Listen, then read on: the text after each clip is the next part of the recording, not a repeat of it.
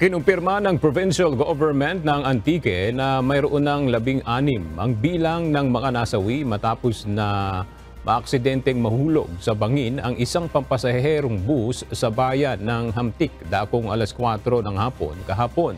Sa update ng Antique Provincial Disaster Risk Reduction and Management Office, mayroon pang 8 mga biktima na isinugod sa Iloilo Hospital ang nasa kritikal na kondisyon, habang 4 naman sa mga ito ang nasa stable ng kalagayan.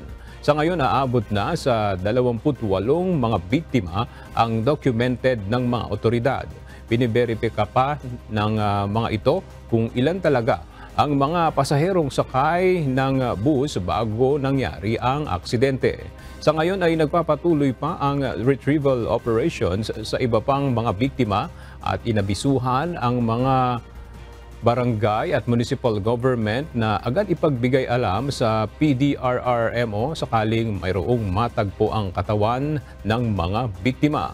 Tiniyak naman ng provincial government ng Antique na sasagutin nila ang medical expenses ng mga biktima, gayon din ang pagkakaloob ng burial assistance sa mga nasawi sa malagim na aksidente.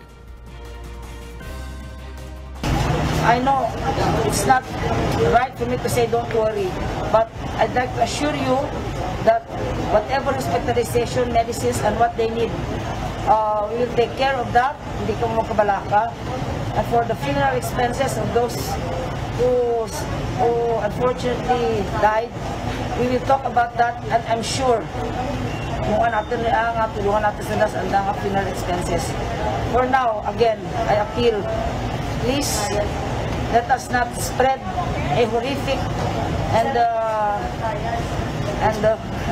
horrendous news, no? Kasi let us respect the families of the dead and those who are affected. All we need from you, mga kasimanwas, are your prayers.